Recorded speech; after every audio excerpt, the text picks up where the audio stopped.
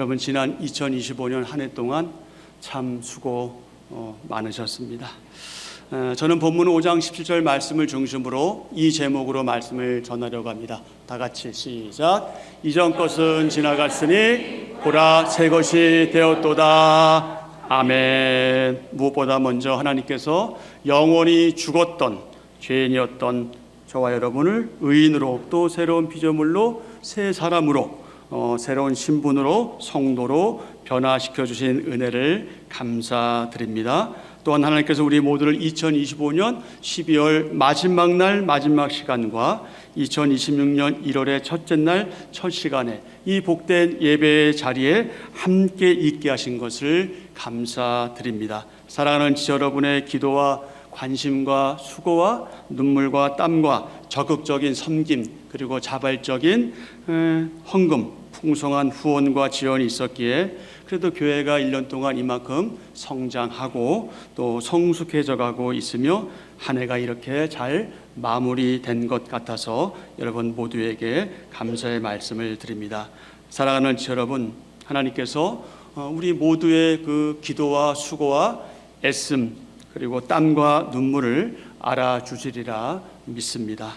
하나님 아버지께서 저와 여러분 우리를 구원해 주시고 영생의 소망 가운데 살게 하신 것만으로도 충분히 감사한데 그 은혜 너무너무 감사한데 어제나 오늘이나 변함없이 사랑하셔서 우리의 생명을 덤으로 연장시켜 주시고 새로운 한 해를 선물로 주셔서 감사드리지 않을 수 없습니다. 무구네를 보내고 새로운 해 첫날을 맞이하여 하나님께서 여러분에게 은혜 위에 은혜를 더하시고 복에 복을 더해 주시기를 축복합니다. 또한 여러분은 물론 여러분이 사랑하는 모든 이들에게 주님께서 내리시는 그 참 평안을 누리는 가운데 가정이 화목하고 건강하기를 축복합니다. 그리고 소원하는 모든 것들이 아버지의 뜻 안에서 모두 성취되기를 바라고 여러분이 손대하는 모든 일들이 잘 되며 말 그대로 형통케 하시길 축복합니다.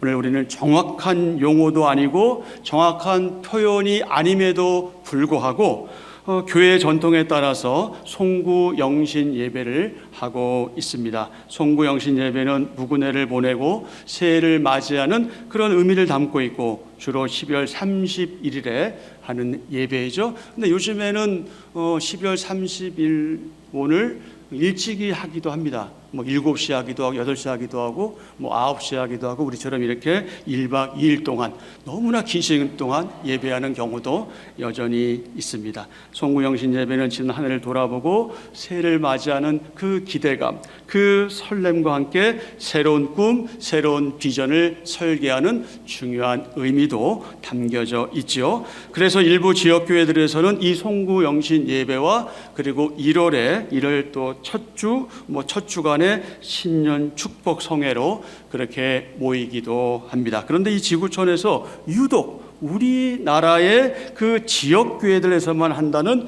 이 송구영신 예배는 언제부터 시작되었을까요? 그건 1885년 처음 조선 땅을 밟은 그 장로교 목사요 선교사인 언더우드 그리고 감리교 목사인 아펜셀러 목사 이 사람들이 이 85년 12월 31일 1885년 12월 31일에 제야 기도회를 한 것에서 송구영신 예배가 유래했다고 그렇게 전해지고 있습니다. 그해 12월 31일 밤 10여 명의 외국인 목사들 그리고 선교사들이 함께 모여서 철야 제야 기도회로 모인 것이 오늘의 송구영신 예배 시작인데 당시에는 언약 갱신 예배 또는 언약 예배로 불렸다고 합니다.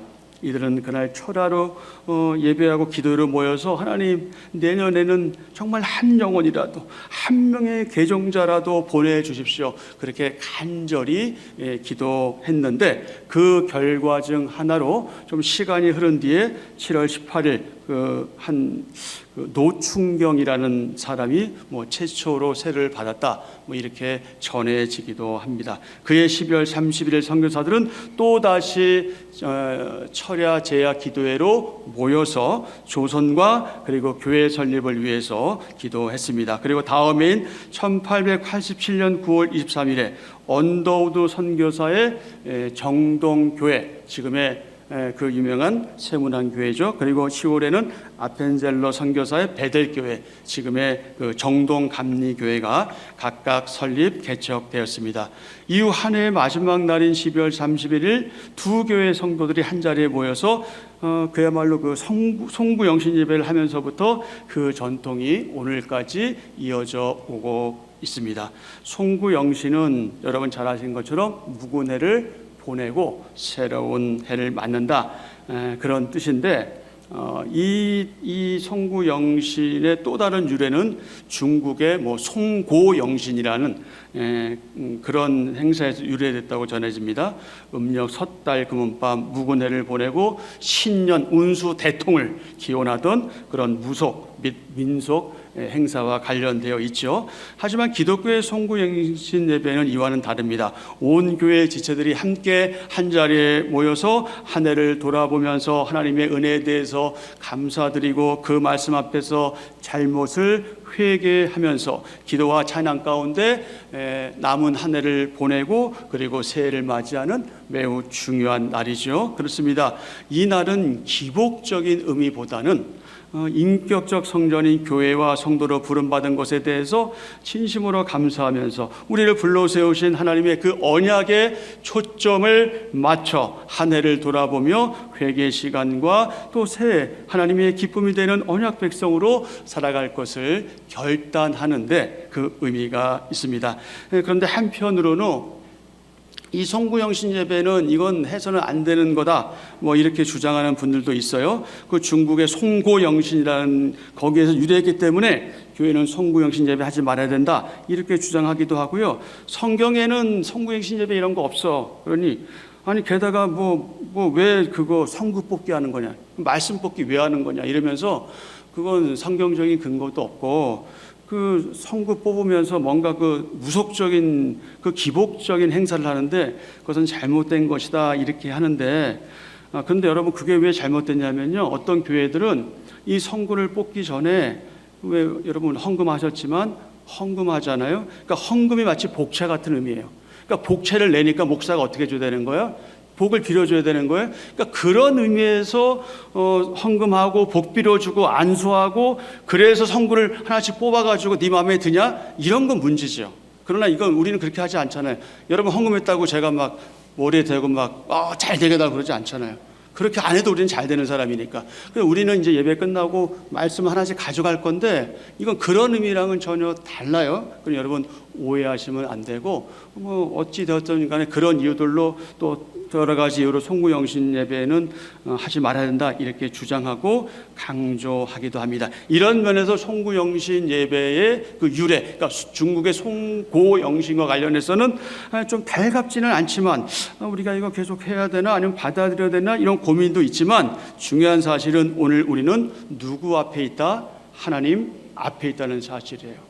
코람 데오, 우리 모두는 하나님 앞에 있습니다. 하나님께서 우리의 모든 것들을 다 보고 계시고 우리의 세밀한 것들, 심지어 우리의 마음, 우리의 동기를 다 보고 계시죠. 여러분 우리는 어떤 존재로 있습니까? 오늘 우리가 말씀 읽은 것처럼 새로운 피조물로 그렇게 아버지 앞에 있습니다. 저와 여러분이 메시아 그리스도 예수님 안에 있으면 여러분 무엇이 새로워질까요? 모든 게 새로워집니다. 영원히 죽었던 죄인의 신분을 벗어나 의인이 되었고요. 인생의 의미와 방향과 목표와 목적이 이제는 새롭게 다 리셋됩니다. 그러니 여러분 지금까지 있었던 모든 시간들, 모든 내용들 다시 리셋해서 새롭게 시작하는 저와 여러분 되기를 축복합니다. 이제 더 이상 자기중심적인 생각, 자기중심적인 말, 자기중심적인 행동이 아니라 예수님의 예수님의 그 장성한 그 분량이 충만한 데 이런, 그러니까 성장하고 성숙하는 그런 과정 속에서 우리는 예수님 중심으로 생각하고 예수님 중심으로 말하고 예수님 중심으로 행동하게 되죠. 그럼 우리 뭔가 다르고 구별되고 경건하며 거룩한 사람이 되어 갑니다. 하루아침에 그렇게 되지는 않겠지만 우리는 해가 가면 갈수록 우리의 교회 생활과 우리의 신앙생활이 거듭될수록 우리는 그렇게 점점점 성장해져 가야 하고 그렇게 자라가야 합니다. 주님께서 말씀하신 것처럼 먼저 하나님의 나라와 그분의 의를 구하는 그런 삶을 살게 되고요. 바울이 강조한 것처럼 먹든지 마시든지 무엇을 하든지 다 하나님의 영광을 위해 하게 되지요. 살든지 죽든지 사나 죽으나 오직 예수님만 존귀하게 하는 그런 삶을 살게 됩니다. 이런 영적인 현상은 저와 여러분이 과거의 옛사람일 때는 그때는 우리 생각하지도 못했고 상상할 수 없는 그런 놀라운 일입니다. 엄청난 변화죠. 그러니 우리는 하나님의 은혜라고 고백할 수밖에 없습니다. 저와 여러분, 우리는 이미 새 사람 되었습니다. 아멘. 아멘. 이와 관련해서 바울은 옛사람과 새사람을 이렇게 구분합니다. 에베소서 4장 20절 이하입니다. 다 같이 20절부터 시작.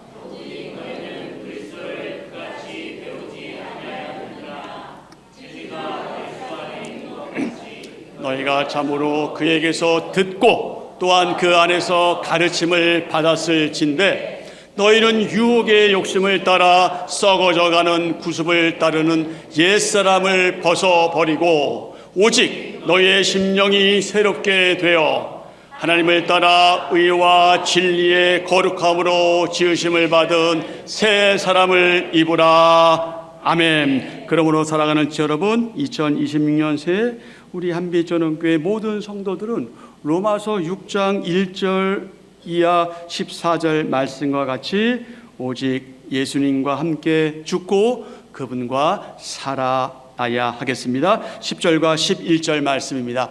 그가 죽으심은 죄에 대하여 단번에 죽으심이요 그가 살아계심은 하나님께 대하여 살아계심이니 이와 같이 너희도 너희 자신을 죄에 대하여는 죽은 자요 그리스도 예수 안에서 하나님께 대하여는 살아있는 자로 여길지어다. 아멘. 또한 우리는 바울이 고백한 것처럼 그렇게 살아야 하겠습니다. 갈라디아서 2장 19절과 6장 15절 이어서 읽겠습니다. 내가 율법으로 말미암아 율법에 대하여 죽었나니 이는 하나님에 대하여 살려 함이라. 아멘. 할례나 무할례가 아무것도 아니로되 오직 새로 지으심을 받은 것만이 중요하니라. 아멘. 오직 새로 지으심을 받은 것만이 뭐하다고요? 중요하다. 사도 요한의 증언에 의하면요, 이미 하나님께서 만물을 어떻게 하셨습니까? 새롭게 하셨습니다. 계시록 21장 5절입니다. 보좌에 앉으신 이가 이르시되 보라 내가 만물을 새롭게 하노라 하시고 또 이르시되 이 말은 신실하고 참되니 기록하라 하시고 아멘. 내가 만물을 새롭게 하노라. 벌써 과거 일이잖아요. 이미 새롭게 하셨고요. 지금도 계속해서 새롭게 하고 계십니다. 그러니 사랑하는 여러분, 이미 그리스도 예수님 안에서 새롭게 된 저와 여러분은 하나님께서 새롭게 허락하신 이 2026년을 어떻게 보내야 하겠습니까? 우리가 지난 2025년은 하나님을 사랑하고 서로 사랑하기 위해서 우리가 최선을 다했고 전력했습니다. 힘썼죠. 그런데 사실 순서적으로 보면 하나님 사랑과 이웃 사랑은 하나님을 하나님으로 바르게 알고 바르게 이해하고 바르게 믿어야 그때야 비로소 하나님 사랑과 서로 사랑이 가능하게 됩니다. 순서적으로 볼 때 그러하다는 겁니다. 그래서 특별히 2026년은 이 호세아 선지자가 강조한 것처럼 여호와 하나님께로 돌아가서 그분을 바르게 알기 위해서 또 믿기 위해서 기도하고 수고하고 애쓰며 땀 흘리고 눈물 흘리는 그런 한 해가 되었으면 좋겠습니다. 호세아서 6장 1절 2절 3절입니다. 오라 우리가 여호와께로 돌아가자. 여호와께서 우리를 찢으셨으나 도로 낫게 하실 것이요 우리를 치었으나 싸매어 주실 것입니다. 여호와께서 이틀 후에 우리를 살리시며 셋째 날에 우리를 일으키시리니 우리가 그의 앞에서 살리라. 그러므로 우리가 여호와를 알자. 힘써 여호와를 알자. 아멘. 호세아는 그 당시 이스라엘 백성이 참신이신 여호와 하나님, 유일신이신 여호와 하나님을 바르게 하는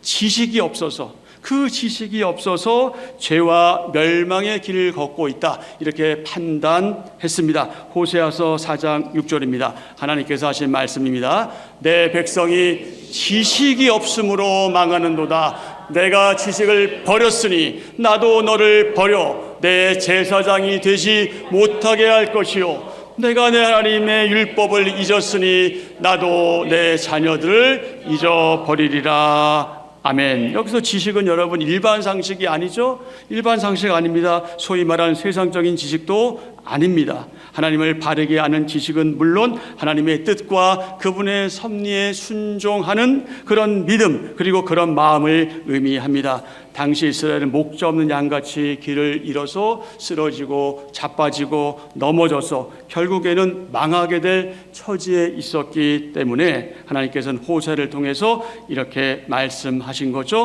호세아 4장 7절 이하의 말씀입니다.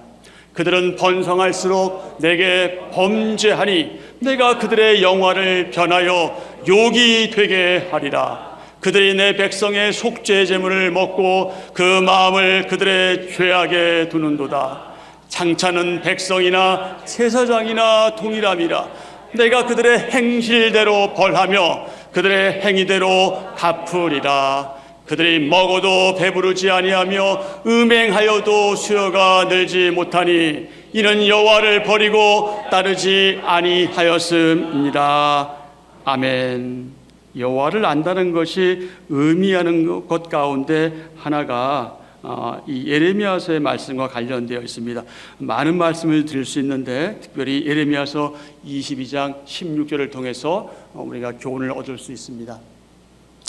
가난한 자와 궁핍한 자를 변호하고 형통하였나니 이것이 나를 알미 아니냐. 가난한 자와 궁핍한 자를 변호하고 형통하였으니 이것이 하나님을 아는 지식이라는 거죠. 이것이 누구의 말씀이라고요?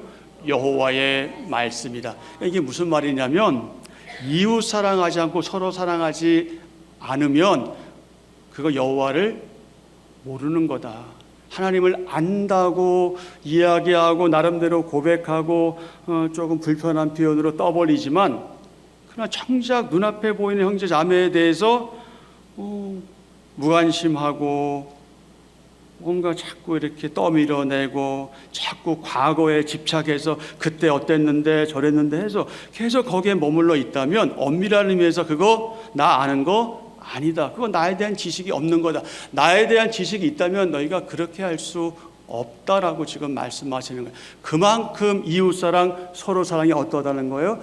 중요하다는 거예요. 왜요? 하나님은 우리 눈에 보이지 않지만 사람은 우리 눈에 보이기 때문에 그래요. 그러니까 하나님께서 우리에게 지체들, 형제, 자매들, 이웃을 주신 이유는 뭐냐면 너희가 나를 사랑하는 증거, 그것을 바로 그들을 통해서 나타내라.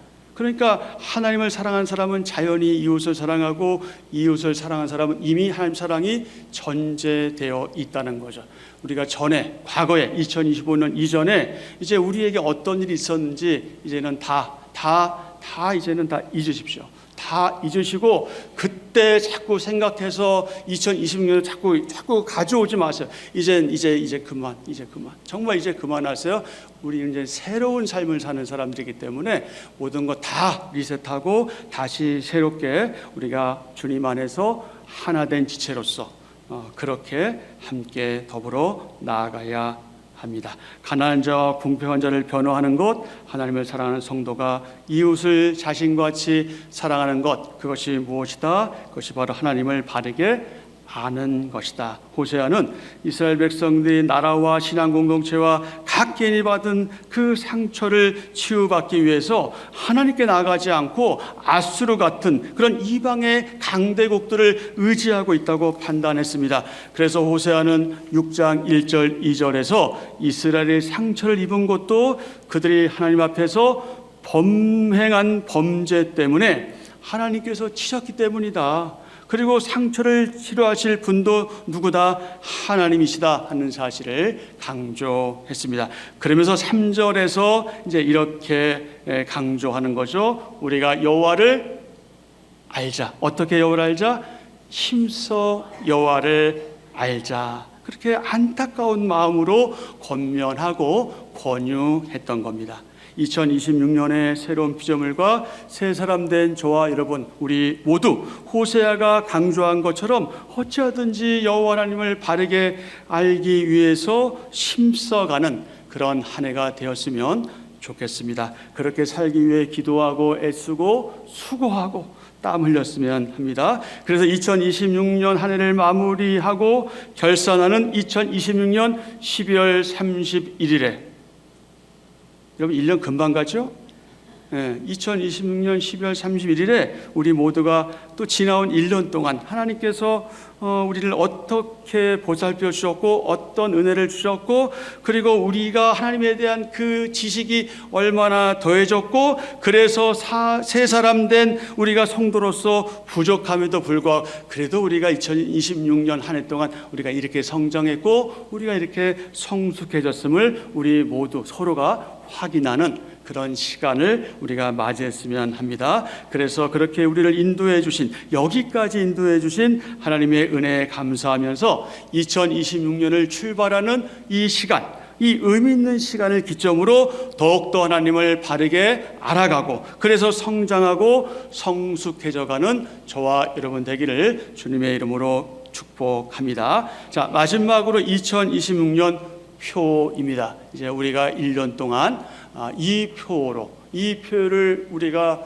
함께 복창할 때마다 우리가 이렇게 살겠습니다 하는 그런 각오와 다짐으로 그렇게 하나님께 뭐 맹세까지는 아니지만 그렇게 재확인하는 시간이 되는 거죠. 자, 다 같이 2026년 표 시작.